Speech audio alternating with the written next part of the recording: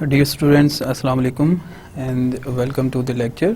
Today we will learn some new form elements and attributes which are provided by HTML5. Before starting today's lecture,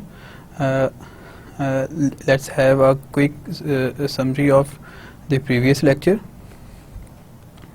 previous lecture में हमने HTML forms के बारे में पढ़ा था.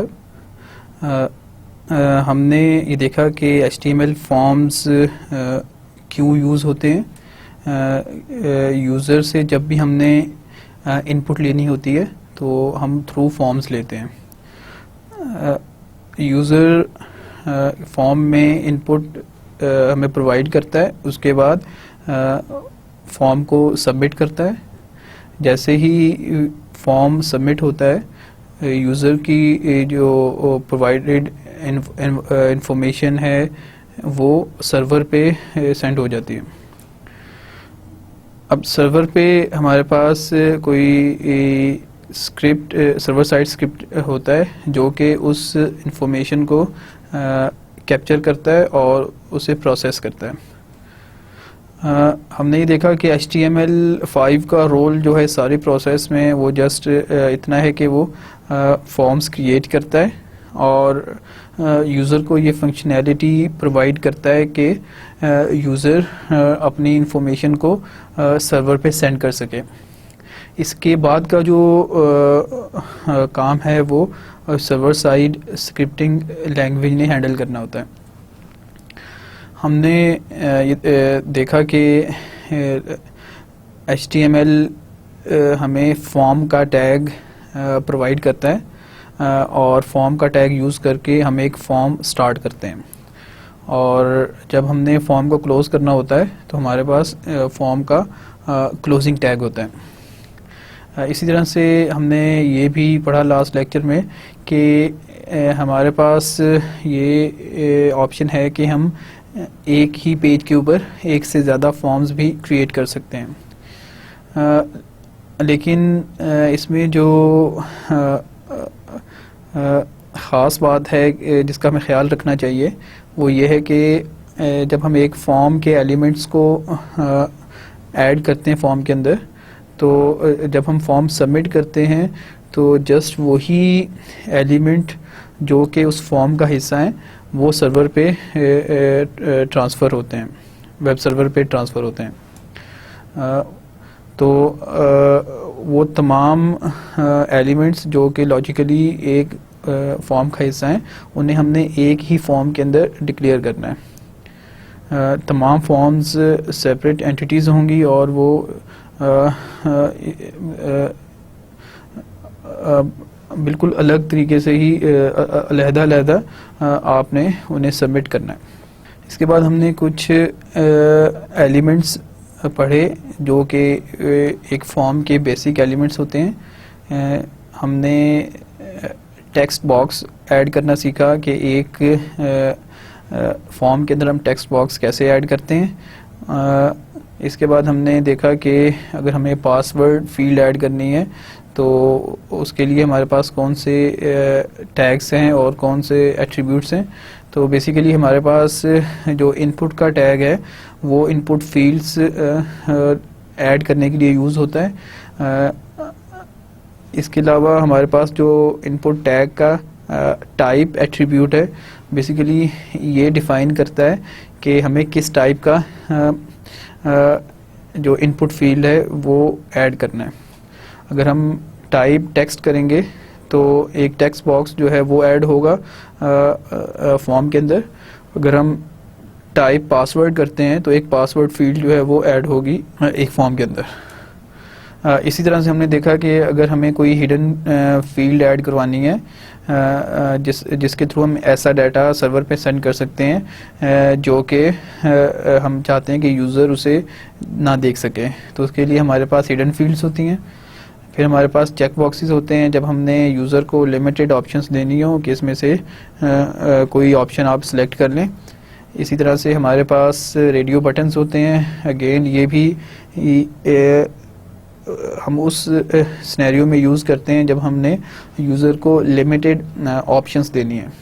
दोनों में चेक बॉक्स और रेडियो बटन्स में फ़र्क ये है कि रेडियो बटन्स में आपने जितनी चॉइसेस दी हैं वो उनमें से यूज़र कोई एक ही सिलेक्ट कर सकता है, लेकिन जो चेक बॉक्सेस होते हैं उसमें यूज़र एक से ज़्यादा चॉइसेस को भी सिलेक्ट कर सकता है।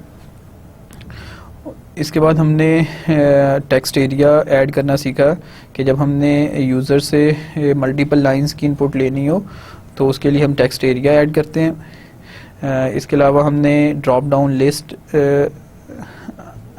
देखा कि कैसे ऐड की जाती हैं। इसके अलावा हमने फ़ाइल टाइप यानी कि आपने ऐसी फील्ड ऐड करनी है कि यूज़र कोई फ़ाइल अटैच कर सके उस फील्ड के साथ।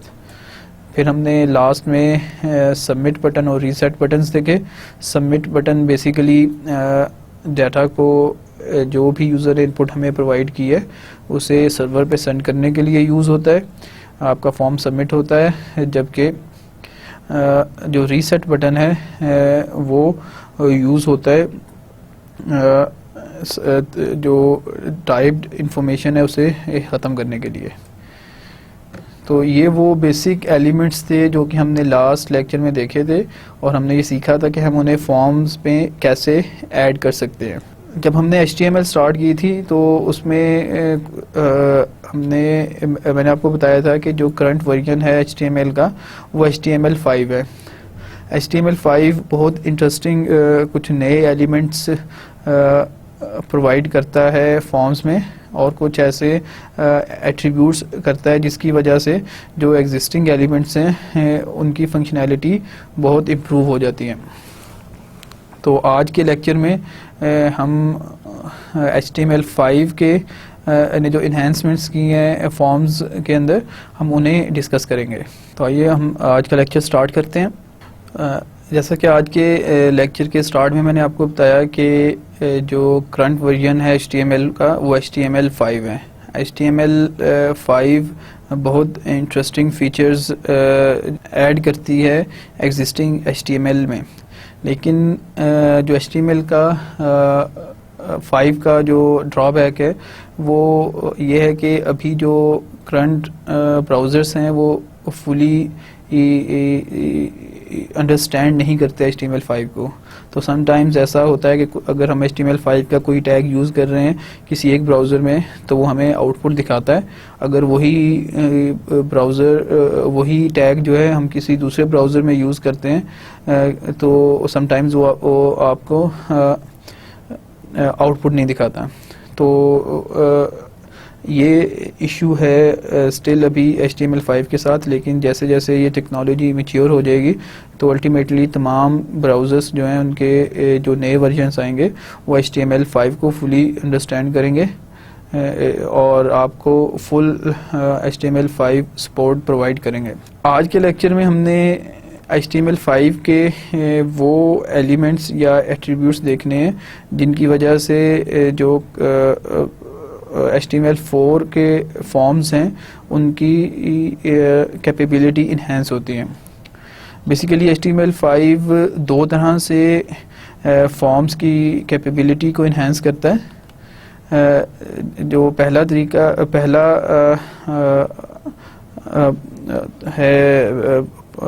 तरीका है इसमें वो नए एट्रीब्यूट्स प्रोवाइड करता है HTML5 जिन्हें हम एग्जिस्टिंग एलिमेंट्स के साथ यूज़ कर सकते हैं और हमें कुछ बड़े इंटरेस्टिंग फीचर्स मिलते हैं जो कि एग्जिस्टिंग एलिमेंट्स में ही हम यूज़ करके हासिल करते हैं।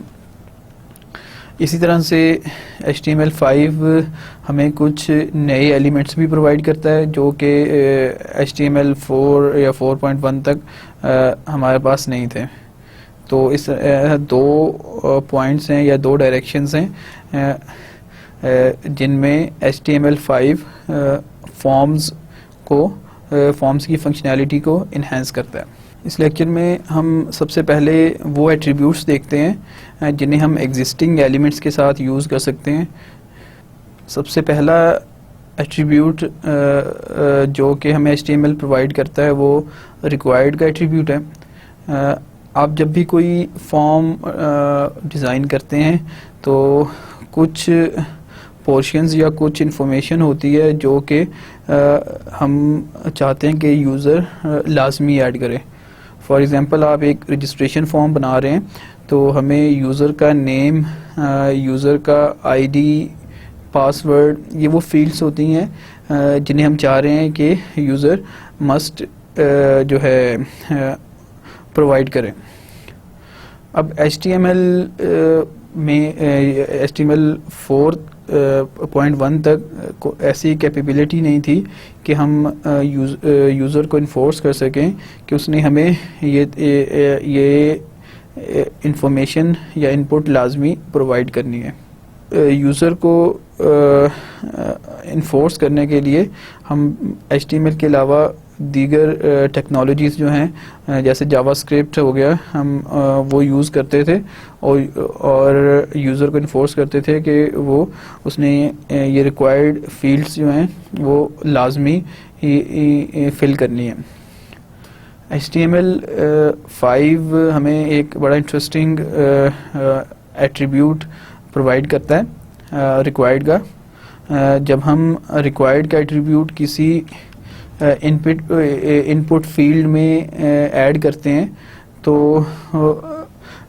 ब्राउज़र इस चीज़ को चेक करता है कि अगर वो फील्ड एम्प्टी है तो आपको एरर मैसेज दिखाए और आपके फॉर्म को सबमिट ना करें।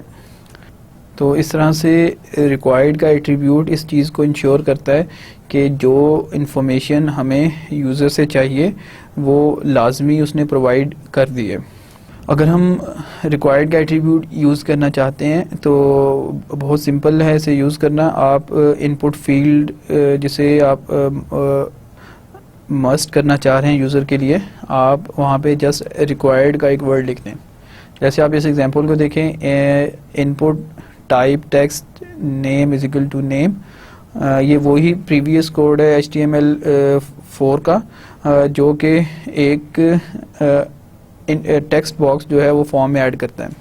अब इसमें देखिए हमने जस्ट रिक्वायर्ड का एक वर्ड ऐड किया है। ये रिक्वायर्ड का जो वर्ड है या एट्रीब्यूट है ये इस चीज़ को इंश्योर करेगा कि अगर ये फील्ड एम्प्टी है तो यूज़र का जो फॉर्म है वो सबमिट ना हो बल्कि यूज़र को एक एरर मैसेज डिस्प्ले हो जाए।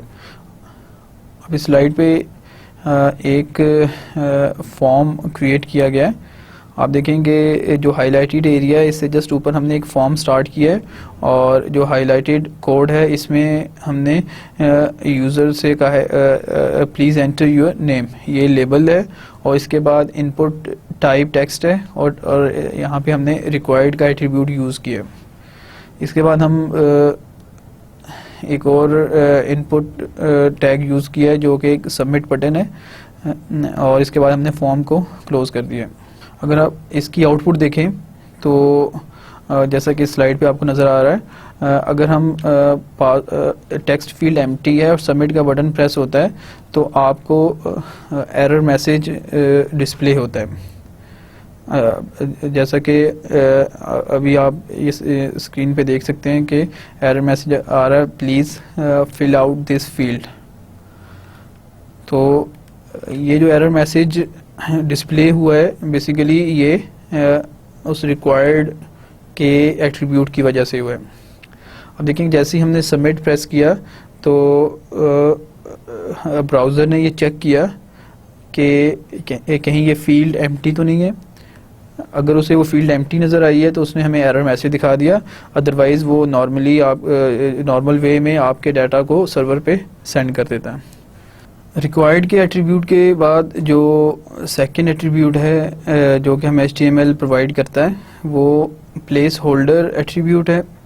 Place holder attribute basically allows a short hint to be displayed inside the form element. Basically जब हम कोई हिंट देना चाह रहे हैं कि यूज़र ने जो इनपुट प्रोवाइड करनी है वो किस टाइप की होनी चाहिए, तो उसके लिए हम प्लेस होल्डर का एट्रीब्यूट ऐड करते हैं। प्लेस होल्डर का एट्रीब्यूट जो है यूज़र को बताता है कि हम इस इनपुट फील्ड के अंदर इस तरह की इनपुट एक्सपेक्ट कर रहे हैं। फॉर एग्ज़ाम्पल आपने एक इनपुट फील्ड बनाया हुआ है नेम के नाम से, जिसमें आप यूज़र से नेम ले रहे हैं, तो आप एक्सपेक्ट कर रहे होंगे कि यूज़र जो है जस्ट अल्फ़ाबेट्स जो है वो ऐड करेगा, उसमें न्यूमेरिक वैल्यूज़ ऐड नहीं करेगा। तो आप एक हिंट उसे दे दें कि प्लीज़ जस्ट एंटर अल्फ़ाबेट्स। तो इस तरह के जो हिंट्स होते हैं वो देने के लिए हमारे पास एक नया जो एट्रीब्यूट है HTML5 का, वो प्लेस होल्डर है। अगर हम किसी भी इनपुट फील्ड के अंदर प्लेस होल्डर यूज़ करना चाह रहे हैं तो आप देखें कि जस्ट आप नॉर्मल वे में वो इनपुट फील्ड ऐड करेंगे फॉर्म के अंदर। जैसे आप इस लाइन पे देखें, input type text name name, तो ये वही कोड है जो कि एक टेक्स्ट बॉक्स जो है वो ऐड करता है फॉर्म के अंदर। अब हम इसमें ऐड करते हैं प्लेस होल्डर का एट्रीब्यूट। आप इस लाइन को देखें कि हमने प्लेस होल्डर का कीवर्ड जो एट्रीब्यूट नेम है वो लिखा, और उसके बाद is equal to double quotation marks के अंदर हमने वो हिंट लिखा जो कि हम चाहते हैं कि इस टेक्स्ट फील्ड के अंदर डिस्प्ले हो। जैसे हमने लिखा यहाँ पे ओनली अपर केस लेटर्स, जो कि हिंट दे रहे हैं यूज़र को कि आपने जो नेम लिखना है वो सिर्फ अपर केस लेटर्स के अंदर ही लिखना है। अगर हम इसकी एग्जांपल देखें तो अभी जो प्रीवियस एग्जांपल में हमने रिक्वायर्ड का एट्रीब्यूट ऐड किया था, हम उसी जो इनपुट फील्ड है वहाँ पे हम प्लेस होल्डर का एट्रीब्यूट यूज़ करते हैं। हमने प्लेस होल्डर लिखा और डबल कोटेशन मार्क्स के अंदर हमने वो हिंट जो है वो लिखा। जब आप इसकी आउटपुट देखेंगे तो आप ये देखें कि जैसे वो टेक्स्ट फील्ड डिस्प्ले हो रही है तो उसमें वो हिंट जो है वो पहले से हमें नज़र आ रहा है। अगर आप कंपेयर करें प्लेस होल्डर के एट्रीब्यूट को वैल्यू के एट्रीब्यूट के साथ, जो कि हमने प्रीवियस लेक्चर में देखा था कि ऑलमोस्ट वो भी यही काम करता था कि वैल्यू के अंदर आप जो वैल्यू असाइन करते हैं किसी इनपुट फील्ड को, वो बाय डिफ़ॉल्ट नज़र आ रही होती है जब वो इनपुट फील्ड डिस्प्ले होती है। दोनों में थोड़ा सा फ़र्क है। जब आप वैल्यू चेंज करते हैं तो आपको वैल्यू के केस में जब आप यूज़र अपनी इनपुट लिखता है तो उसे जो प्रीवियस वैल्यू है सारे की सारी रिमूव करके टाइप करना पड़ता है, और जो वैल्यू के अंदर आपने हिंट या वैल्यू साइन की होती है वो बेसिकली उसकी डिफ़ॉल्ट वैल्यू होती है, और जब फॉर्म सबमिट होता है तो वो वैल्यू जो है वो सर्वर पे सेंड होती है एज डिफ़ॉल्ट वैल्यू, अगर यूज़र ने कोई इनपुट प्रोवाइड नहीं की। लेकिन जब आप प्लेस होल्डर यूज़ करते हैं तो यूज़र जैसे ही इनपुट टाइप करना शुरू करेगा, ये सारा जो टेक्स्ट आपने प्लेस होल्डर के थ्रू हिंट दिया हुआ है वो ख़ुद से रिमूव हो जाएगा। अब यूज़र को ख़ुद से ये टेक्स्ट रिमूव नहीं करना, जस्ट वो इनपुट फील्ड के अंदर कर्सर को मूव करेगा और टाइपिंग स्टार्ट शुरू कर देगा। तो ये बेसिकली फ़र्क है वैल्यू और प्लेस होल्डर के यूसेज में। रिक्वायर्ड और प्लेस होल्डर के एट्रीब्यूट के बाद जो थर्ड एट्रीब्यूट हम डिस्कस करेंगे वो है पैटर्न का एट्रीब्यूट, और सबसे इंटरेस्टिंग एट्रीब्यूट है जो कि एग्जिस्टिंग एलिमेंट्स में हम ऐड कर सकते हैं। बेसिकली जब हम यूज़र से कोई इनपुट लेते हैं तो हम कोई सर्टन टाइप का इनपुट ही एक्सपेक्ट कर रहे होते हैं, और जब हम उस इनपुट को सर्वर पे सेंड करते हैं तो उससे पहले हमें वो इन्फॉर्मेशन वैलिडेट करना पड़ती है। फॉर एग्ज़ाम्पल एक यूज़र ने ईमेल एड्रेस लिखा, अब वो वैलिड ईमेल एड्रेस है या नहीं है, हमने इस चीज़ को वैलिडेट करना है। अगर वो वैलिड है तो तब हम उसे सर्वर पे सेंड करेंगे। इसी तरह से अगर यूज़र ने कोई आप यूज़र से इनपुट के तौर पे उसका नेम पूछ रहे हैं और यूज़र जो है वहाँ पे कोई न्यूमेरिक वैल्यू कोई नंबर ऐड कर देता है, तो आपने चेक करना है कि ये प्रॉपर नेम है या नहीं है। HTML 5 से पहले HTML 4.1 इतनी कैपेबल नहीं थी कि वो यूज़र की इनपुट को वैलिडेट कर सके। तो इसके लिए हमें जो है दीगर स्क्रिप्टिंग लैंग्वेजेस यूज़ करनी पड़ती थी, जिनमें से एक जो है जावास्क्रिप्ट है, जो कि मोस्ट वाइडली यूज्ड होती है फॉर्म इनपुट वैलिडेशन के लिए। HTML5 के अंदर ये कैपेबिलिटी है कि वो यूज़र की इनपुट को वैलिडेट कर सके। अगर यूज़र ने प्रॉपर इनपुट हमें प्रोवाइड की है तभी डाटा जो है वो ट्रांसफ़र होता है सर्वर के ऊपर। तो यूज़र की इनपुट की वैलिडेशन के लिए जो एट्रीब्यूट HTML5 हमें प्रोवाइड करता है वो पैटर्न का एट्रीब्यूट है। Pattern basically enables you to provide a regular expression that the user's input must match in order to be considered valid. Pattern के एट्रीब्यूट में हम एक रेगुलर एक्सप्रेशन के थ्रू एक पैटर्न डिफाइन कर देते हैं, और अगर यूज़र की इनपुट जो है वो उस पैटर्न के अकॉर्डिंगली ठीक है, वो उस मैच करती है उस पैटर्न के साथ, तब हम कहेंगे कि ये एक वैलिड इनपुट है, और तब जो डाटा है वो सर्वर पे सेंड होगा। दूसरे केस में अगर यूज़र ने उस पैटर्न के मुताबिक इनपुट प्रोवाइड नहीं की तो तो ब्राउज़र जो है वो एक एरर मैसेज डिस्प्ले कर देता है कि आपकी जो इनपुट है वो इनवैलिड है। पैटर्न को यूज़ करने का जो सिंटैक्स है वो कुछ इस तरह से है कि हम एक नॉर्मल इनपुट फील्ड ऐड करते हैं, जैसे हमने इस एग्जांपल में इनपुट टाइप टेक्स्ट ऐड किया है, और साथ हम पैटर्न डिफाइन कर देंगे। तो पैटर्न बेसिकली वो एक रेगुलर एक्सप्रेशन होगा जिसमें हम ब्राउज़र को बताते हैं कि अगर यूज़र की इनपुट इस टाइप की है तो वो वैलिड है, अदरवाइज़ वो वैलिड नहीं है। यहाँ पे हम एक एग्जांपल देखते हैं और देखेंगे इस एग्जांपल में इनपुट टाइप टेक्स्ट है और पैटर्न डिफाइन किया गया है।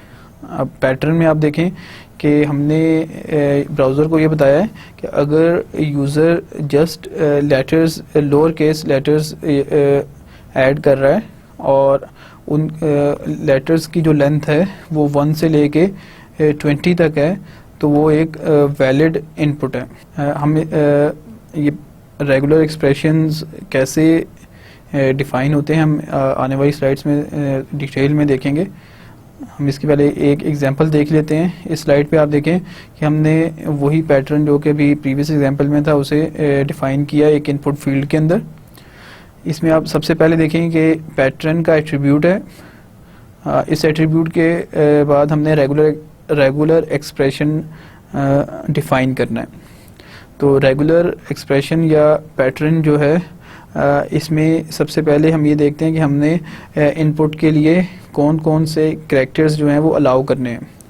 तो जैसा कि हम यूज़र से इनपुट के तौर पे नेम ले रहे हैं, तो हम यूज़र को अलाउ करते हैं कि वो A to Z यानी जो अल्फ़ाबेट्स हैं आपके पास वो लोअर केस में वो वैलिड होंगे।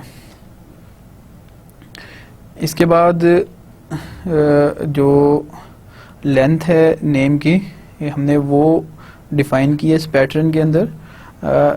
आप देखेंगे हमने 1 to 20, इट मीन्स कि अगर कोई यूज़र की इनपुट जो है वो 1 एटलीस्ट 1 कैरेक्टर उसमें 1 लेटर होना चाहिए और मैक्सिमम 20। अगर वो इस रेंज में है तो स्टिल वो एक वैलिड नेम होगा। तो अगर आप इस रेगुलर एक्सप्रेशन को देखें तो ये रेगुलर एक्सप्रेशन इंश्योर कर रहा है कि यूज़र लोअर केस में 1 to 20 लेटर्स की इनपुट हमें प्रोवाइड करेगा। अगर यूज़र ने इस तरह की इनपुट प्रोवाइड की है तो वो वैलिड है, अदरवाइज़ वो इनवैलिड होगी। इसी कोड को आप ब्राउज़र में देखें तो जो वैलिड इनपुट थी वो लोअर केस के लेटर से। अब देखिए कि मैंने इसमें जो एक इनवैलिड इनपुट दी है जो कि अकॉर्डिंग टू पैटर्न इनवैलिड है। तो जैसे ही सबमिट का बटन प्रेस किया है तो ब्राउज़र ने पहले चेक किया है कि ये वैलिड इनपुट है या नहीं। चूँकि ये इनपुट इनवैलिड थी तो ब्राउज़र ने एरर मैसेज खुद से जनरेट कर दिया कि आपकी इनपुट जो है वो रिक्वेस्टेड फॉर्मेट से मैच नहीं करती। प्रीवियस एग्जांपल में हमने देखा कि हम पैटर्न के थ्रू इस चीज़ को इंश्योर करते हैं कि यूज़र ने जो इनपुट हमें प्रोवाइड की है वो अकॉर्डिंग टू पैटर्न है या नहीं है। पैटर्न या रेगुलर एक्सप्रेशन लिखने के लिए कुछ बेसिक से सिंबल्स जो यूज़ होते हैं हम उन्हें देखते हैं और उनका पर्पस क्या होता है। सबसे पहले हमें जो कैरेक्टर्स अलाउ करने हैं किसी इनपुट के लिए हम उन्हें डिफ़ाइन कर लेते हैं। अब कैरेक्टर्स डिफ़ाइन करने के लिए हमारे पास जो है ब्रैकेट्स होती हैं। ब्रैकेट्स के अंदर हम कैरेक्टर्स जो हैं वो डिफ़ाइन करते हैं कि ये वाले कैरेक्टर्स जो हैं वो वैलिड हैं इस इनपुट के लिए। कैरेक्टर्स जो हैं वो जस्ट सिंगल कैरेक्टर भी हो सकता है, इसके अलावा रेंज भी हो सकती है। अगर आपने कैरेक्टर्स जो हैं वो एक रेंज की शक्ल में देने हैं तो हमारे पास ये डैश का सिंबल है जो कि कैरेक्टर्स की रेंज को बताता है।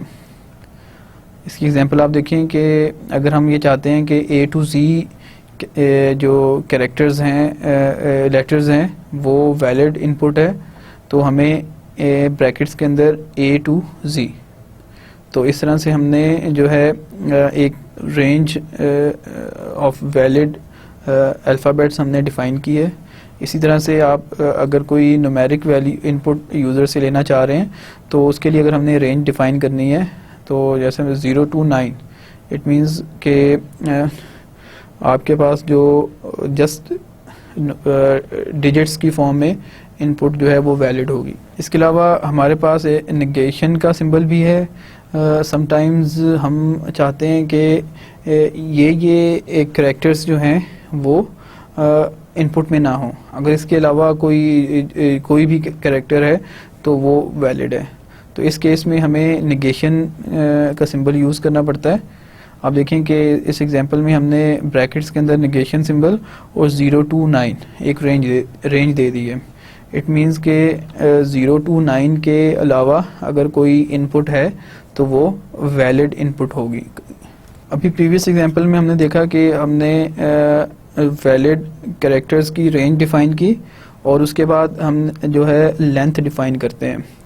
तो लेंथ डिफ़ाइन करने के लिए हमारे पास कर्ली ब्रेसेस में हम लेंथ, अगर हमें एग्जैक्ट लेंथ चाहिए तो हमने वो नंबर लिख दिया कि ये लेंथ जो है वो एक वैलिड लेंथ है। इसी तरह से हमारे पास चॉइस होती है कि जो वैलिड लेंथ है उसे हम एक रेंज की फॉर्म में दिखा दें। जैसे आप देखें n, m प्रीवियस एग्जांपल में हमने जो range length valid length define की थी वो 1 to 20 कैरेक्टर्स था। तो इस तरह से हम लेंथ को फिक्स भी कर सकते हैं। आप एक वैल्यू या नंबर जो भी लिखते हैं अगर वो एक डिजिट आपने लिखा हुआ है तो वैलिड लेंथ उतना होगी। अगर आपने रेंज की शक्ल में लिखा हुआ है तो उस रेंज के बीच में जो भी वैल्यूज़ आती हैं वो सारे की सारी वैलिड लेंथ होंगी। अभी प्रीवियस स्लाइड में हमने कुछ बेसिक नोटेशंस पढ़ी हैं जिन्हें यूज़ करके हम एक रेगुलर एक्सप्रेशन डिफ़ाइन कर सकते हैं। आइए अब हम कुछ एग्जांपल्स देखते हैं कि रेगुलर एक्सप्रेशन स्पेसिफिक सिनेरियो में हम कैसे डिफ़ाइन करेंगे। एग्जांपल से पहले हम ये देखते जैसा कि हमने प्रीवियस एग्जांपल में भी किया था वो इस तरह से है कि हमें एक रेगुलर एक्सप्रेशन डिफ़ाइन करने के लिए एक रेंज ऑफ वैलिड कैरेक्टर्स बताना है और उसके बाद एक वैलिड लेंथ हमने बतानी होती है। तो कैरेक्टर्स जो हैं वो रेंज की शक्ल में भी हो सकते हैं, जस्ट आप सिंपली उन्हें टाइप कर दें तो कैरेक्टर्स को बजाय इसके कि रेंज दें, वो भी वैलिड है एक रेगुलर एक्सप्रेशन में। इसी तरह से जो लेंथ आपने बतानी है वो फिक्स भी हो सकती है और एक रेंज की शक्ल में भी हो सकती है। सबसे पहले हम एक पैटर्न लिखते हैं नेम के लिए कि यूज़र एक नेम एंटर करता है। तो हमने इस स्लाइड एग्जांपल में आप देखें कि हम चाह ये रहे हैं कि यूज़र जो नेम एंटर कर रहा है वो जस्ट अल्फ़ाबेट्स पे कंसिस्ट करता हो। इट मींस चाहे वो लोअर केस में है चाहे अपर केस में है, अगर वो A to Z अल्फ़ाबेट्स हैं तो वो वैलिड इनपुट कंसिडर होगी। आप देखें कि इस एग्जांपल में हमने एक पैटर्न डिफ़ाइन किया है। इस पैटर्न में अगेन सबसे पहले हमने जो है वो वैलिड कैरेक्टर्स की रेंज डिफ़ाइन करनी है। आप देखें कि हमने A to Z एक रेंज डिफ़ाइन की, फिर विदाउट स्पेस हमने कैपिटल A to Z एक ये भी डिफ़ाइन कर दिया। आप इन तमाम कैरेक्टर्स को देखें जो कि वैलिड अल्फ़ाबेट्स हैं, इसमें लोअर केस अपर केस तमाम अल्फ़ाबेट्स शामिल हैं। इसके बाद हमने जो है एक वैलिड लेंथ डिफ़ाइन की है। वैलिड लेंथ जो इस स्पेसिफिक एग्जांपल के लिए है वो 1 to 20। तो अगर हम इस पैटर्न को देखें तो ये वैलिडेट कर रहा है कि अगर यूज़र 1 to 20 कैरेक्टर्स का जस्ट अल्फ़ाबेट्स पे मुश्तमिल इनपुट प्रोवाइड कर रहा है तो वो एक वैलिड इनपुट होगी, चाहे वो अल्फ़ाबेट्स जो हैं लोअर केस में हो चाहे वो अपर केस में हो। अभी हमने जो एग्जांपल देखी है ये एक बिल्कुल सिंपल सा पैटर्न है। बेसिकली पैटर्न्स जब हमें डिफ़ाइन करने पड़ते हैं वो कुछ कम्प्लेक्स होते हैं। जब आप किसी कम्प्लेक्स पैटर्न की बात करें तो उस पैटर्न के डिफरेंट स्मॉलर यूनिट्स होते हैं जो कि जिन्हें हम सब पैटर्न्स कहते हैं। हम उन सब पैटर्न्स को मिला के एक बड़ा पैटर्न या एक कम्प्लेक्स पैटर्न डिफ़ाइन कर सकते हैं। फॉर एग्ज़ाम्पल अगर हमने यूज़र से फुल नेम जो है वो इनपुट के तौर पे लेना चाह रहे हैं तो अब फुल नेम यूजुअली ऐसा होता है कि उसका एक फर्स्ट नेम होता है, फिर हम स्पेस आती है बीच में और उसके बाद लास्ट नेम होता है।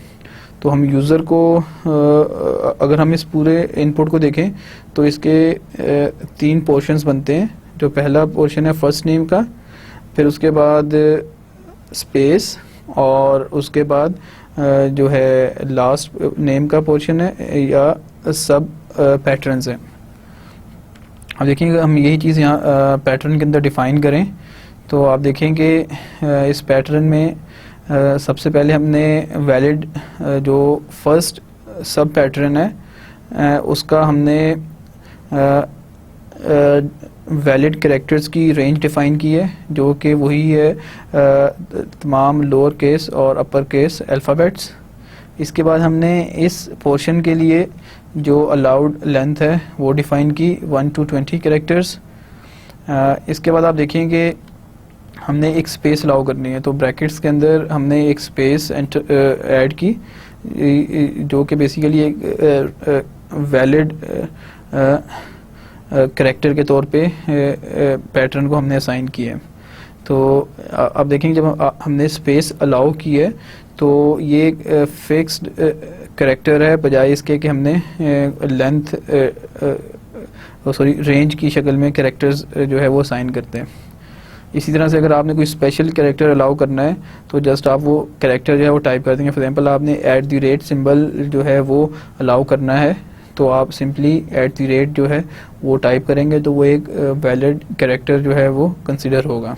इसी तरह से फिर हम जो सेकंड और थर्ड पोर्शन है इस इनपुट का वो था लास्ट नेम। तो उसके लिए भी हमने जो है valid characters lower upper case दोनों कंसिडर किए हैं और इसी तरह से हमने कैरेक्टर्स की जो लेंथ है वो भी डिफाइन कर दी है 1 to 20। अब इस पैटर्न के अकॉर्डिंगली वो इनपुट वैलिड होगी जिसमें पहले 1 to 20 अल्फ़ाबेट्स का फर्स्ट नेम होता है, उसके बाद एक स्पेस आती है और फिर इसी तरह 1 to 20 अल्फ़ाबेट्स का लास्ट नेम होता है। अगर यूज़र इस टाइप की इनपुट हमें प्रोवाइड कर रहा है तो वो एक वैलिड इनपुट होगी, अदरवाइज़ वो इनवैलिड इनपुट होगी। मज़ीद एक एग्जांपल देखते हैं। यहाँ पे जो पहली एग्जांपल है इसमें हमने इस स्लाइड पे इसमें हमने एक पैटर्न डिफ़ाइन किया है डेट लिखने के लिए। अगर यूज़र से आप कोई डेट इनपुट के तौर पे ले रहे हैं तो यूजुअली जो डेट होता है वो इस तरह से होता है कि सबसे पहले यूज़र डेट लिखता है, फिर उसके बाद मंथ लिखता है और उसके बाद जो है ईयर लिखता है। अब डे जो है वो लिखने के लिए 2 कैरेक्टर्स चाहिए, 2 लेंथ होती है डे की मैक्सिमम। इसी तरह से मंथ की भी मैक्सिमम लेंथ 2 डिजिट्स होती है और ईयर के लिए 4 डिजिट्स जो हैं वो यूज़ होते हैं। आप इस देखेंगे जो फर्स्ट एग्जांपल है स्लाइड पे, इसमें हमने जो पहला सब पैटर्न या पोर्शन है डेट का वो डे है, उसके लिए हमने 0 to 9 यानी ओनली डिजिट्स जो हैं वो अलाउ किए हैं, कोई अल्फ़ाबेट यहाँ पे नहीं आ सकता। तो ये रेंज ऑफ वैलिड कैरेक्टर्स है। इसके बाद हमने लेंथ डिफ़ाइन की है, जैसा कि अभी मैंने बताया कि डेट की मैक्सिमम लेंथ 2 हो सकती है, तो हमने एग्जैक्टली 2 लिखा है यहाँ पे। अगर यूज़र को इवन 1 डिजिट की डेट लिखनी है तो वो भी इनवैलिड कंसिडर होगी, क्योंकि हमने जो लेंथ है वो फिक्स्ड रखी है। तो यूज़र ने अगर लेस देन 10 कोई डेट लिखनी है तो उसे 0 साथ में ऐड करना पड़ेगा। अगर हम इसे फ्लेक्सिबल करना चाह रहे हैं तो बजाय फिक्स्ड लेंथ यानी 2 लिखने के हम यहाँ पे 1 to 2 भी लिख सकते हैं। तो इसका मतलब है कि अगर यूज़र ने कोई एक डिजिट या 2 डिजिट्स ऐड किए हैं तो वो वैलिड इनपुट होगी। उसके बाद आप देखें कि हमने डैश का सिंबल ऐड किया है डेट के बीच में, और उसके बाद उसी तरह से हमने मंथ के लिए रेंज डिफ़ाइन की, लेंथ डिफ़ाइन की, फिर एक डैश का सिंबल आया, और उसके बाद ईयर के लिए हमने रेंज डिफ़ाइन की और 4 डिजिट्स लेंथ जो है वो हमने डिक्लेयर की है ईयर के लिए।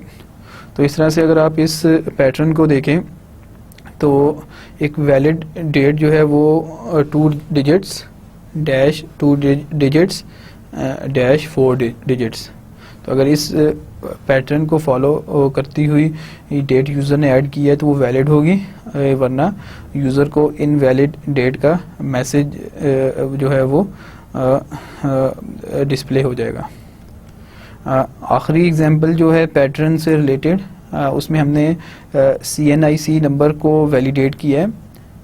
अगर हम अपने CNIC नंबर को देखें तो हमारे पास 5 डिजिट्स होते हैं, फिर एक डैश सिंबल होता है, फिर 7 डिजिट्स होते हैं, और उसके बाद एक डैश के बाद लास्ट में एक डिजिट होता है। तो इसके लिए अगर हम पैटर्न डिफ़ाइन करें, आप देखें सबसे पहले हमने 0 to 9 डिजिट्स जो है उसे वैलिड रेंज कहा, वैलिड कैरेक्टर्स कहा। फिर उसके बाद इस जो लेंथ है उसे हमने फिक्स किया 5 पे, फिर उसके बाद हमने एक डैश सिंबल ऐड किया।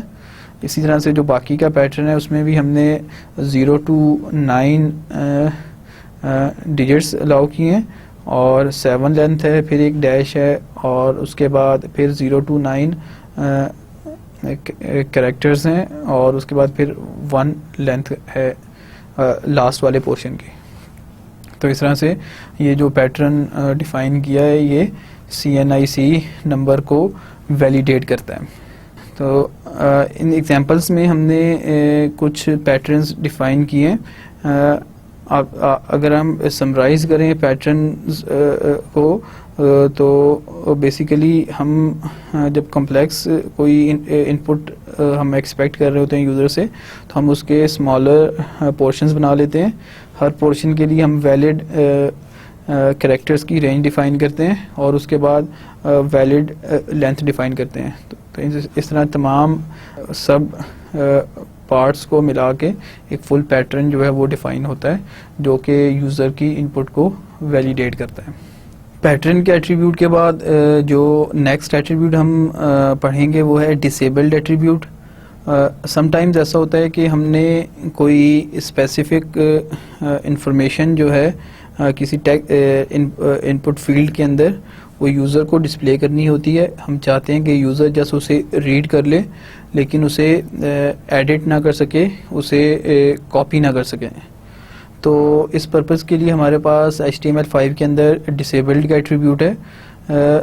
जब हम डिसेबल्ड का एट्रीब्यूट यूज़ करते हैं तो जो इनपुट फील्ड होती है उसके कंटेंट्स ग्रे कलर के हो जाते हैं और यूज़र जो है वो उन कंटेंट्स को एडिट नहीं कर सकता। किसी इनपुट फील्ड को डिसेबल करने के लिए जस्ट आप इनपुट फील्ड के अंदर डिसेबल्ड का एट्रीब्यूट ऐड करवा दें। आप इस एग्जांपल में देखेंगे हमारे पास जो हाईलाइटेड कोड है, आप इसमें देखेंगे हमने एक इनपुट फील्ड ऐड किया है और उसमें प्लेस होल्डर यानी वो टेक्स्ट जो कि हम उस इनपुट फील्ड के अंदर यूज़र को रीड ओनली टेक्स्ट दिखाना चाह रहे हैं। आप देखेंगे इसमें जो टेक्स्ट हमने लिखा है वो है CIIT वर्चुअल कैंपस, और इसके बाद आप देखेंगे इस इनपुट फील्ड को डिसेबल्ड एट्रीब्यूट के ज़रिए हमने डिसेबल कर दिया। जब आप इस कोड की आउटपुट देखेंगे तो आप देखेंगे जो we are CIIT virtual campus, आप देखेंगे इस इनपुट फील्ड का जो बैकग्राउंड है वो भी ग्रे है और टेक्स्ट का कलर भी थोड़ा सा डिफरेंट है। तो ये फील्ड जो है वो डिसेबल्ड है। अगर आप इस फील्ड के कंटेंट्स को चेंज करना चाहें आप चेंज नहीं कर सकते, आप इवन फोकस जो है सेट नहीं कर सकते इस टेक्स्ट फील्ड के अंदर।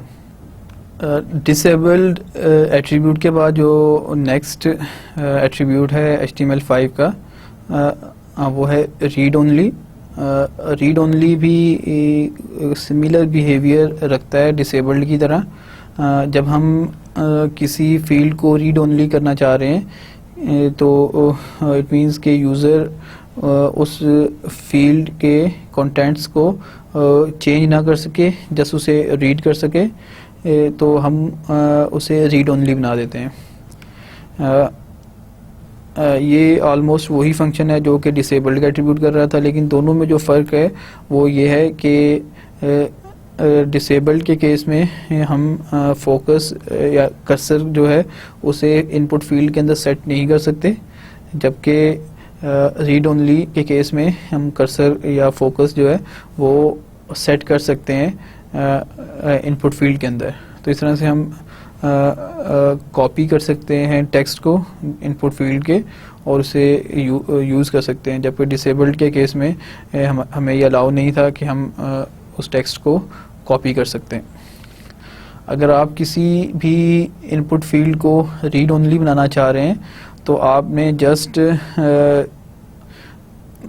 रीड ओनली का एट्रीब्यूट ऐड करना है, तो वो फील्ड जो है वो रीड ओनली बन जाएगी। नेक्स्ट हमारे पास जो एट्रीब्यूट है एक और इंटरेस्टिंग एट्रीब्यूट जो कि HTML5 हमें प्रोवाइड करती है वो ऑटो कंप्लीट का है। हमने कई दफ़ा ब्राउज़र के अंदर जब आप फॉर्म्स डाटा एंटर कर रहे होते हैं तो आप टाइपिंग स्टार्ट करते हैं। जैसे ही आपने टाइपिंग स्टार्ट की ब्राउज़र हमें कुछ हिंट्स देना शुरू कर देता है, मतलब वो एक ड्रॉप डाउन लिस्ट बनी होती है जिसमें से हम सिलेक्ट कर लेते हैं। तो बेसिकली किसी इनपुट फील्ड में जो प्रीवियसली एडेड वैल्यूज़ हैं वो हमें हिंट के तौर पे नज़र आना शुरू हो जाती हैं।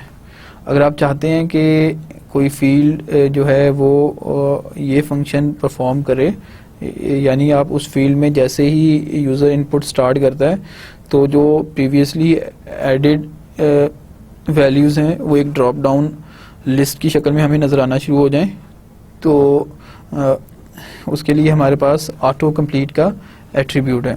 अगर हम किसी फील्ड को ऑटो कंप्लीट बनाना चाह रहे हैं तो जस्ट हमें ऑटो कंप्लीट का एट्रीब्यूट ऐड करना है और वो फील्ड जो है वो ऑटो कंप्लीट की फंक्शनैलिटी हमें प्रोवाइड करेगी। अब देखेंगे इस फील्ड को हमने ऑटो कंप्लीट किया है तो हमने जस्ट ऑटो कंप्लीट का कीवर्ड जो है वो ऐड किया है। जो नेक्स्ट एट्रीब्यूट है हमारे पास वो बेसिकली एक एलिमेंट है, डाटा लिस्ट एलिमेंट। ये ऑटो कंप्लीट से मिलता जुलता ही एलिमेंट है। ऑटो कंप्लीट का जो बेसिकली फंक्शन था वो हमें जैसे ही हम यूज़र टाइपिंग स्टार्ट करता है तो उसे हिंट्स जो प्रीवियसली एडेड वैल्यूज़ हैं वो हिंट के तौर पे नज़र आना शुरू हो जाती हैं। जैसे जैसे टाइप करता जाएगा इनपुट फील्ड के अंदर वो हिंट्स जो हैं वो टाइप होते जाएंगे और हम उनमें से कोई सिलेक्ट कर सकते हैं। तो यूज़र इस तरह से जो है उसे बेनिफिट मिलता है कि बजाय इसके कि वो पूरा जो टेक्स्ट है वो टाइप करे, वो उस लिस्ट में से सिलेक्ट कर लेता है। जो डाटा लिस्ट एलिमेंट है बेसिकली ये भी यही फंक्शन परफॉर्म करता है, लेकिन इसमें जो लिस्ट होती है ड्रॉप डाउन लिस्ट वो लिमिटेड वैल्यूज़ होती हैं और प्री डिफाइंड होती हैं। यानी जो हम कोड के अंदर प्री डिफाइंड वैल्यूज़ रखेंगे जस्ट वही उस लिस्ट में नज़र आएंगे। ये नहीं है कि जो पहले से ब्राउज़र में कभी ऐड हुई थी वो भी लिस्ट में नज़र आना शुरू हो। तो अगर हम ये फंक्शनैलिटी किसी इनपुट फील्ड में ऐड करना चाह रहे हैं तो हमें एक डाटा लिस्ट डिफ़ाइन करनी पड़ेगी। तो जैसे ही यूज़र उस फील्ड के अंदर टाइपिंग स्टार्ट करेगा तो उससे रिलेटेड जितने भी ऑप्शंस हैं उस लिस्ट के अंदर वो हमें यूज़र को नज़र आएंगी और यूज़र जो है उसे सिलेक्ट कर सकता है। अगर आप एक डाटा लिस्ट जो है वो डिफ़ाइन करना चाह रहे हैं तो सबसे पहले आप एक इनपुट फील्ड डिफ़ाइन करें और उसमें लिस्ट का एट्रीब्यूट यूज़ करें। फिर आप जो डाटा लिस्ट है उसे डिफ़ाइन करें, उसके अंदर जो ऑप्शंस आपने रखनी है वो ऑप्शंस ऐड करें। तो इस तरह से जो आपने इनपुट फील्ड बनाया है उसमें वो लिस्ट एट्रीब्यूट के थ्रू उस डाटा लिस्ट को ऐड करवा लें और आपको जो प्री डिफाइंड ऑटो कंप्लीट की फंक्शनैलिटी है वो ऐड हो जाएगी उस इनपुट फील्ड में। इसकी हम एक एग्जांपल देखते हैं। सबसे पहले हमने इनपुट फील्ड बनाया और उसमें लिस्ट का एट्रीब्यूट यूज़ किया और लिस्ट के एट्रीब्यूट में हमने कलर्स लिखा है। क्यों लिखा है हम ये नेक्स्ट स्टेप में देखते हैं। आप देखेंगे इस इनपुट फील्ड के बिल्कुल नीचे हमने एक डाटा लिस्ट डिफ़ाइन की है और जब डाटा लिस्ट स्टार्ट की है तो हमने उसे आईडी कलर्स दिया है। अब यही आईडी जो है वो हमने लिस्ट के एट्रीब्यूट में लिखा था। इट मींस कि हमें ये वाला जो लिस्ट है उसे हमने ऑटो कंप्लीट के तौर पे यूज़ करना है। अब आप देखें कि डाटा लिस्ट के अंदर हमने ऑप्शन का टैग यूज़ करते हुए जो भी ऑप्शंस ऐड करना चाह रहे हैं वो हमने ऐड करवाई और इस तरह से जो है ये डाटा लिस्ट कंप्लीट हो गई। अगर हम इस कोड की आउटपुट देखें तो आप देखेंगे इस आउटपुट में हमें एक ड्रॉप डाउन लिस्ट नज़र आ रही है जिसमें वो ऑप्शंस हैं। जैसे ही कर्सर सेट हुआ है इस इनपुट फील्ड के अंदर तो वो ऑप्शंस हमें खुद से नज़र आना शुरू हो गए और यूज़र जो है इन ऑप्शंस में से कोई सी भी वैल्यू जो है वो सिलेक्ट कर सकता है। अब आप देखें कि ये वही ऑप्शंस हैं जो कि हमने प्रीवियसली लिस्ट के अंदर प्रोवाइड की थी। अभी तक के लेक्चर में हमने HTML5 के वो एट्रीब्यूट्स पढ़े हैं जो कि एग्जिस्टिंग एलिमेंट्स में हम ऐड करके एक्स्ट्रा फंक्शनैलिटी अचीव कर सकते हैं। जैसा कि लेक्चर के स्टार्ट में मैंने बताया था कि HTML5 दो तरह से इन्हेंस करती है HTML4 फॉर्म्स को। एक तो नए एट्रीब्यूट्स जो है वो प्रोवाइड करती है जिन्हें हम एग्जिस्टिंग एलिमेंट्स के साथ यूज़ कर सकते हैं और सेकेंडली कुछ नए एलिमेंट्स जो कि पहले से HTML में नहीं थे वो प्रोवाइड करती है। अभी हमने कुछ बेसिक एलिमेंट्स स्टडी कर लिए हैं जो कि एग्जिस्टिंग एलिमेंट्स के साथ यूज़ हो सकते हैं। अब हम देखते हैं कुछ बेसिक एलिमेंट्स जो कि HTML5 हमें प्रोवाइड करती है। बेसिकली HTML5 बहुत सारे नए एलिमेंट्स प्रोवाइड करती है, लेकिन वो सारे के सारे एलिमेंट्स जो हैं वो ब्राउज़र्स जो है वो अंडरस्टैंड नहीं करते हैं। अगर आप उन एलिमेंट्स को यूज़ करेंगे, कुछ तो एग्जीक्यूट होंगे और कुछ जो हैं वो अपनी फंक्शनैलिटी परफॉर्म नहीं करेंगे। अभी हम जस्ट वो बेसिक एलिमेंट्स देखेंगे जो कि मोस्टली ब्राउज़र जो हैं वो सपोर्ट करते हैं। इसमें हम देखेंगे ईमेल का element, date element, number element और कलर एलिमेंट। तो ये बेसिक 4 एलिमेंट्स हैं जो कि HTML5 हमें प्रोवाइड करती है और इन्हें हम आज के लेक्चर में डिस्कस करेंगे। इसके अलावा भी कई नए एलिमेंट्स हैं, लेकिन वो बहुत ज़्यादा कॉमन नहीं है। सबसे पहले हम ईमेल एलिमेंट को देखते हैं। Email element ensures that user enters a valid email address. Basically जब हम ईमेल किसी इनपुट फील्ड की टाइप ईमेल रख लेते हैं तो ब्राउज़र जो है ख़ुद से चेक करता है कि वैलिड ईमेल एड्रेस है या नहीं है। अगर यूज़र ने वैलिड ईमेल एड्रेस नहीं टाइप किया तो वो एक एरर मैसेज डिस्प्ले कर देगा, अदरवाइज़ वो डाटा को प्रोसेस करेगा। तो किसी भी इनपुट फील्ड को ईमेल बनाने के लिए हमारे पास सिंपली हमने टाइप जो है वो ईमेल रखनी है उस इनपुट फील्ड की, तो वो आपको जो है ईमेल वैलिडेशन की फैसिलिटी प्रोवाइड करेगी। आइए हम एक एग्जांपल देखते हैं। आप इस स्लाइड में देखेंगे जो हाईलाइटेड पोर्शन है, इसमें हमने यूज़र से कहा है कि वो अपना ईमेल एंटर करे और उसके बाद हमने एक इनपुट फील्ड बनाई है जिसमें हमने सिंपली जो है टाइप उसकी ईमेल रखी है। बिल्कुल उसी तरह जैसे हम टाइप टेक्स्ट यूज़ करते हैं या हम पासवर्ड यूज़ करते हैं, तो हमने इस एग्जांपल में जो है टाइप ईमेल रखी है। आइए हम इस कोड को ब्राउज़र के अंदर एग्जीक्यूट करके देखते हैं। अभी हमने वही कोड जो कि प्रीवियस स्लाइड पे देखा था उसे हमने ओपन किया ब्राउज़र के अंदर। आप देखें कि यहाँ पे एक टेक्स्ट फील्ड बनी हुई है, हम इसमें कोई एक इनवैलिड इनपुट देते हैं। तो जैसे ही हमने इस पर सबमिट प्रेस किया तो इससे हमें एक एरर मैसेज दे दिया कि इनपुट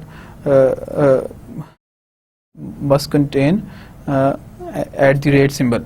तो ये ब्राउज़र ने ख़ुद से जो है एक मैसेज इनपुट को वैलिडेट किया है और एक मैसेज जो है वो डिस्प्ले किया। इसके बजाय हम एक वैलिड ईमेल लिखते हैं, इसे सबमिट करें। अब देखिए हमें कोई एरर मैसेज जो है वो डिस्प्ले नहीं हुआ। तो इस तरह से आप देखेंगे हमने जस्ट जो है इनपुट फील्ड की टाइप ईमेल की है, तो ब्राउज़र ने ख़ुद से चेक वैलिडेट करना शुरू कर दिया है यूज़र की इनपुट को। ईमेल एलिमेंट के बाद जो नेक्स्ट एलिमेंट है हमारे पास वो डेट एलिमेंट है। डेट एलिमेंट बेसिकली यूज़र को एक कैलेंडर शो करता है और उसमें से यूज़र अपनी मर्ज़ी की डेट जो है वो सिलेक्ट कर सकता है। अगर हम किसी इनपुट टाइप को डेट बनाना चाह रहे हैं तो जस्ट हमें सिंपली ये करना होगा कि इनपुट की जो टाइप एट्रीब्यूट है उसमें हम जो इनपुट फील्ड की टाइप है वो डेट सेट कर देंगे। जब हम किसी भी इनपुट फील्ड की टाइप डेट सेट करते हैं तो ब्राउज़र हमें ऑटोमेटिकली एक कैलेंडर शो करता है और उसमें से हम डेट पिक करने के बाद जस्ट हम चेक करते सेलेक्ट करते हैं तो वो डेट जो है वो रिक्वायर्ड फॉर्मेट के अंदर सेलेक्ट हो जाती है। अगर हम इसकी एक एग्जांपल देखें तो आप हाईलाइटेड कोड देखें इस एग्जांपल में, तो हमने यूज़र से कहा है please enter your date of birth, और उसके बाद हमने जो इनपुट फील्ड है हमने उसकी टाइप जो है वो डेट रखी है। आइए इसी कोड को हम ब्राउज़र के अंदर एग्जीक्यूट करके देखते हैं। अभी आप स्क्रीन पे उसी कोड की एग्जीक्यूशन देख रहे हैं जो कि हमने प्रीवियस स्लाइड पे दिखाया था। हमने एक इनपुट फील्ड ऐड की थी और उसकी टाइप जो है हमने डेट रखी थी। आप देखेंगे जैसे ही हम कर्सर मूव करते हैं इस इनपुट फील्ड के अंदर, हमारे पास एक बटन डिस्प्ले हो जाता है। अगर हम इस बटन को क्लिक करते हैं तो हमारे पास एक कैलेंडर आ गया, और इस कैलेंडर में से हम अपनी मर्ज़ी की डेट पिक कर सकते हैं। इसी तरह हमारे पास यहाँ पे आप देखेंगे मंथ्स हैं। आपने किसी मंथ पे जाना है तो यहाँ से सिलेक्ट कर लें। अगर आपने प्रीवियस और फॉरवर्ड और बैक दोनों बटन्स हैं, आपने इस तरह से मंथ जो है वो चेंज कर सकते हैं। इस तरह से आप देखें कि जो डेट टाइप की इनपुट है उसने हमें बिल्ट इन फंक्शनैलिटी या बिल्ट इन कैलेंडर्स जो है वो डिस्प्ले करवाती हैं। डेट के बाद जो नेक्स्ट एलिमेंट है HTML5 का वो कलर एलिमेंट है। कलर एलिमेंट बेसिकली फैसिलिटेट करता है यूज़र को कि वो कलर्स के नेम लिखने के बजाय वो कलर्स को देख के उसमें से कोई कलर चूज़ कर सकें। अगर आपने किसी इनपुट फील्ड को कलर बनाना है तो जस्ट हम टाइप जो है वो कलर सेट कर देंगे। तो वो कुछ इस तरह देखें आप इस एग्जांपल में कि हमने यूज़र से कहा है कि प्लीज़ सिलेक्ट अ कलर, और उसके बाद हमने एक जो इनपुट फील्ड बनाई है उसका टाइप हमने कलर कर दिया। जब आप इसकी आउटपुट देखेंगे ब्राउज़र के अंदर तो आपको वो मैसेज नज़र आ रहा है प्लीज़ सिलेक्ट अ कलर। इसके बाद एक बॉक्स बना हुआ है। आप जैसे ही इस बॉक्स के ऊपर क्लिक करते हैं आपके पास एक विंडो ओपन हो जाता है नया। आप उसमें से कोई कलर भी चूज़ करें तो वो कलर ऑटोमेटिकली उस इनपुट फील्ड में सिलेक्ट हो जाता है। आइए हम इसी एग्जांपल को ब्राउज़र के अंदर एग्जीक्यूट करके भी देख लेते हैं। अभी आप स्क्रीन में जो आउटपुट देख रहे हैं वो उसी कोड की है जो कि हमने प्रीवियस स्लाइड पे देखा था। आप देखेंगे आपके पास यहाँ पे मैसेज आ रहा है प्लीज़ सिलेक्ट अ कलर, और साथ एक बॉक्स बना हुआ है। आप जैसे ही इस पर क्लिक करते हैं तो आपके पास ये विंडो ओपन होती है। आप इसे मूव कर सकते हैं जैसे जिस लोकेशन पे चाहें। इसमें से आप कोई सा कलर सेलेक्ट करें और ओके प्रेस करें। आप देखेंगे कि जो इनपुट फील्ड थी उसमें वही कलर सेलेक्ट हो गया। कलर के एलिमेंट के बाद जो आखिरी एलिमेंट हमने डिस्कस करना है वो HTML5 का वो है नंबर एलिमेंट। बेसिकली जो नंबर एलिमेंट है वो इंश्योर करता है कि यूज़र जो है जस्ट एक न्यूमेरिक वैल्यू जो है वो ऐड करेगा इनपुट फील्ड में।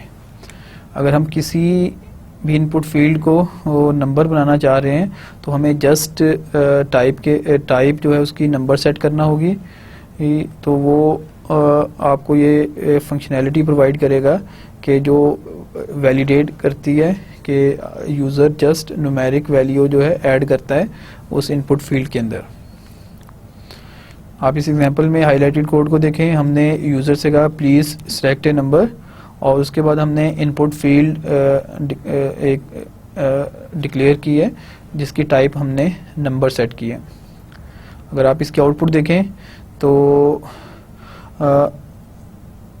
आप देखेंगे जो इनपुट फील्ड है इसमें हमारे पास अप और डाउन के बटन्स हैं। अगर हम इन बटन्स को क्लिक करते हैं तो नंबर की वैल्यू 1 बाय 1 इंक्रीज होती रहेगी। अगर डाउन बटन प्रेस करेंगे तो उसी तरह से वैल्यू जो है वो डिक्रीज होती जाएगी। और अगर हम यहाँ पे नंबर के अलावा न्यूमेरिक वैल्यू के अलावा कोई वैल्यू ऐड करते हैं तो हमें एरर मैसेज भी डिस्प्ले होगा। नंबर एलिमेंट हमारा लेक्चर का आखिरी एलिमेंट था जो कि हमने आज के लेक्चर में हमने डिस्कस करना था। आइए हम लेक्चर को समराइज़ करते हैं। आज के लेक्चर में हमने कुछ नए एलिमेंट्स और एट्रीब्यूट्स पढ़े हैं जो कि HTML5 हमें प्रोवाइड करता है फॉर्म से रिलेटेड। हमने प्रीवियस लेक्चर में बेसिक फॉर्म एलिमेंट्स पढ़े थे।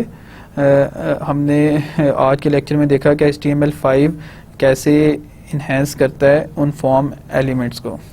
तो हमने आज के लेक्चर में देखा कि हमारे पास दो डायरेक्शंस हैं जिनमें HTML5 इन्हेंस करता है फॉर्म्स, HTML फॉर्म्स को। नंबर 1 के हमें कुछ नए एट्रीब्यूट्स प्रोवाइड करता है जिन्हें हम एग्जिस्टिंग एलिमेंट्स में ऐड करते हैं, और इसी तरह से कुछ नए एलिमेंट्स जो कि पहले एग्जिस्ट नहीं करते थे वो भी हमें प्रोवाइड करता है। आज के लेक्चर में हमने फॉर्म्स का टॉपिक जो है वो उसे ख़त्म किया है। अगर आप प्रीवियस 6 लेक्चर्स को देखें तो हमने HTML टेक्स्ट फॉर्मेटिंग पढ़ा, हमने HTML लिंकिंग पढ़ा, ग्राफिक्स ऐड करना सीखा हमने। इसी तरह से हमने टेबल्स और टेबल्स में पेज का लेआउट डिज़ाइन करना सीखा, और लास्ट 2 लेक्चर्स में हमने फॉर्म्स बनाना सीखा। तो बेसिकली जब हमने HTML स्टार्ट की थी तो हमने डिफ़ाइन ये किया था कि HTML के 2 बेसिक फंक्शंस हैं। नंबर 1 हाइपर टेक्स्ट मीन्स के आप डॉक्यूमेंट्स को लिंक करें, और सेकंड टेक्स्ट फॉर्मेटिंग कि आपने जो कंटेंट्स ऐड किए हैं वेब के ऊपर, चाहे वो टेक्स्ट की फॉर्म में है, वो ग्राफिक्स की फॉर्म में है, तो आपने उसकी फॉर्मेटिंग जो है वो अप्लाई करनी है। फिर हमने पेज का लेआउट टेबल्स के थ्रू डिज़ाइन करना सीख लिया, कि जिसकी वजह से हम बेहतर तरीके से कंटेंट्स को वेब पेज पे या ब्राउज़र में डिस्प्ले कर सकते हैं। हम इसके साथ ही हम HTML को क्लोज करेंगे, और इंशाल्लाह नेक्स्ट लेक्चर में हम CSS स्टार्ट करेंगे, जो कि HTML पेजेस के अपीयरेंस को बेहतर करने के लिए इस्तेमाल होती है। तो इसके साथ ही हम आज का लेक्चर ख़त्म करते हैं। अल्लाह हाफिज़।